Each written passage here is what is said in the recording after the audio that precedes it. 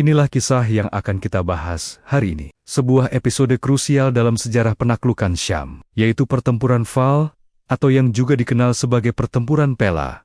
Setelah kekalahan pahit mereka di pertempuran Ajnadain, sisa-sisa pasukan Romawi Bizantium tidak menyerah begitu saja. Mereka mundur, menjilat luka, dan berkumpul kembali di sebuah lokasi strategis bernama Fal, yang sekarang kita kenal sebagai Pela di Yordania. Tempat ini mereka pilih bukan tanpa alasan. Fal dikelilingi oleh benteng alam yang luar biasa. Pegunungan di satu sisi dan rawa-rawa, serta sungai Yordan di sisi lainnya. Mereka percaya, di benteng alam ini, mereka bisa menahan gempuran pasukan Muslim dan membalikkan keadaan. Namun, mereka salah perhitungan. Mereka lupa siapa yang mereka hadapi. Panglima tertinggi pasukan Muslim saat itu adalah sang pedang Allah yang terhunus, Khalid bin Walid. Begitu mendengar kabar bahwa pasukan Romawi berkumpul kembali di Fal, Khalid tidak membuang waktu. Beliau segera memimpin pasukannya untuk bergerak cepat dari Ajnadain, menempuh perjalanan yang berat untuk segera berhadapan dengan musuh. Setibanya di Fal, Khalid dan pasukannya langsung dihadapkan pada tantangan geografis yang luar biasa. Medan di depan mereka adalah labirin rawa-rawa dan lumpur yang dalam. Pasukan Romawi, yang sudah lebih dulu tiba, dengan sengaja merusak sistem irigasi setempat dan mengalihkan aliran air dari sungai Yordan. Tujuannya jelas, menciptakan penghalang lumpur raksasa untuk memperlambat dan menjebak pergerakan kavaleri Muslim yang terkenal gesit dan mematikan. Melihat kondisi ini, pasukan Romawi merasa di atas angin. Mereka yakin strategi pertahanan mereka akan berhasil. Mereka bersembunyi di balik benteng kota dan dataran tinggi, menantang pasukan Muslim untuk menyeberangi medan berlumpur yang berbahaya itu. Mereka berpikir, biarkan saja mereka mencoba. Lumpur ini akan menelan kuda dan prajurit mereka. Ini adalah sebuah perangkap yang dirancang dengan sangat cerdik. Khalid bin Walid, sebagai seorang ahli strategi jenius, segera menyadari niat musuh. Beliau tidak akan membiarkan pasukannya terjebak dalam perangkap bodoh. Alih-alih langsung memerintahkan serangan frontal yang berisiko tinggi, Khalid memilih untuk bersabar. Beliau memerintahkan pasukannya untuk mendirikan kamp dan melakukan pengepungan. Ini bukan sekadar menunggu, melainkan sebuah permainan catur militer yang sangat menegangkan. Hari-hari berlalu, minggu-minggu pun berganti. Pasukan Muslim mengepung Fal dengan rapat. Suasana menjadi sangat tegang. Pasukan Romawi di dalam benteng mulai merasa cemas. Mereka memang aman dari serangan langsung, tetapi mereka terputus dari dunia luar. Suplai makanan, air, dan bantuan militer tidak bisa masuk. Moral mereka perlahan-lahan mulai terkikis. Disinilah kecerdikan strategi Muslim benar-benar bersinar. Khalid bin Walid tidak hanya fokus pada pengepungan utama. Beliau mengirimkan detesmen-detesmen kecil untuk melakukan tugas yang sangat vital, memutus semua jalur logistik dan komunikasi Romawi. Patroli-patroli Muslim menyisir setiap jalan setapak, mencegat setiap kurir, dan menghalau setiap karavan suplai yang mencoba mendekati Fal. Bayangkan kondisi pasukan Romawi saat itu, terkurung di dalam benteng, dengan makanan yang semakin menipis, dan tanpa kabar dari dunia luar. Harapan akan datangnya bantuan dari Kaisar Heraklius semakin pupus setiap harinya. Keputusasaan mulai merayap di hati mereka. Komandan Romawi, Sakalar bin Mikhrok, sadar bahwa bertahan tanpa batas waktu bukanlah pilihan.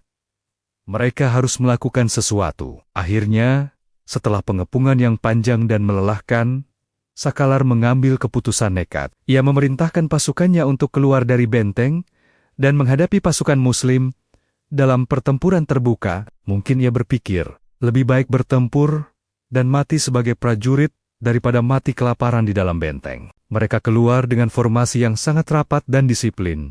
Sebuah taktik khas legiun Romawi yang dirancang untuk menahan serangan kavaleri. Malam sebelum pertempuran besar itu meletus, Khalid bin Walid menunjukkan lagi kejeniusannya. Beliau tidak tidur. Beliau secara pribadi menyusuri medan, mempelajari setiap jengkal tanah berlumpur, mencari titik-titik lemah dan jalur-gelur tersembunyi yang bisa dimanfaatkan. Beliau mempersiapkan pasukannya bukan hanya secara fisik, tetapi juga mental untuk bertempur di medan yang sangat tidak biasa ini. Ketika fajar menyingsing dan kedua pasukan akhirnya berhadapan, Pertempuran yang sesungguhnya pun dimulai. Pasukan Romawi maju dengan formasi phalanx mereka yang kokoh.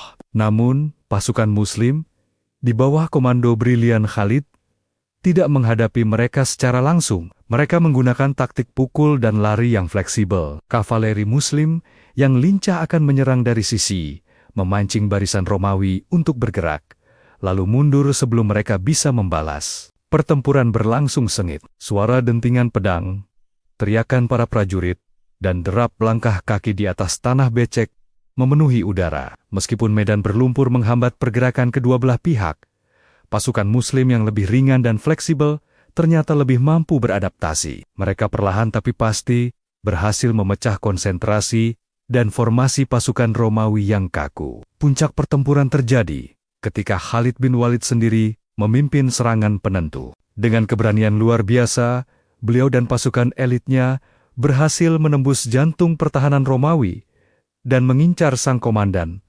Sakalar. Dalam duel sengit yang terjadi di tengah kecamuk pertempuran, Khalid berhasil mengalahkan dan menewaskan Sakalar. Gugurnya sang komandan menjadi pukulan telak bagi moral pasukan Romawi. Tanpa pemimpin, formasi mereka langsung buyar.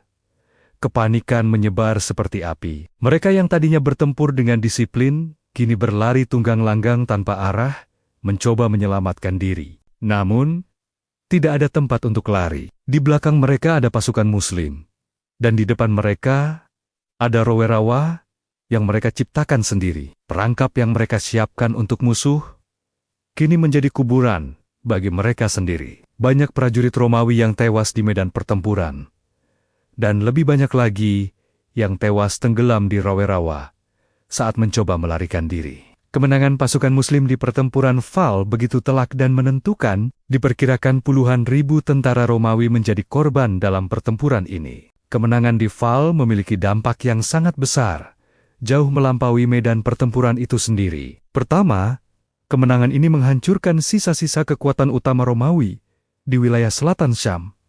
Tidak ada lagi pasukan signifikan yang bisa menghalangi gerak maju pasukan Muslim. Kedua, dan ini yang paling penting, kemenangan Fal membuka gerbang menuju salah satu kota terpenting di Syam, yaitu Damaskus. Jalan menuju penaklukan Damaskus kini terbuka lebar. Pengepungan Damaskus pun menjadi langkah logis berikutnya bagi Khalid dan pasukannya. Ketiga, kabar kemenangan ini menyebar dengan cepat ke seluruh penjuru Syam.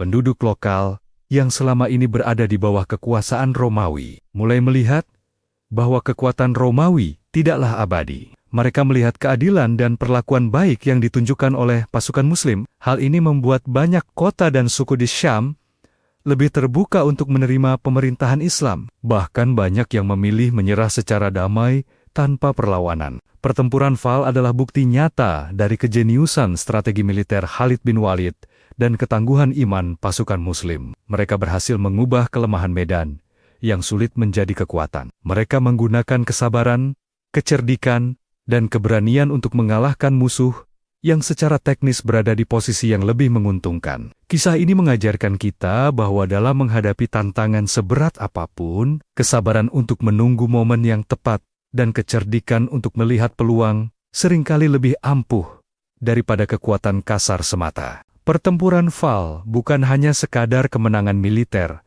tapi juga sebuah titik balik yang mengubah peta kekuatan di Timur Tengah selamanya dan mempercepat runtuhnya dominasi Kekaisaran Romawi di tanah Syam.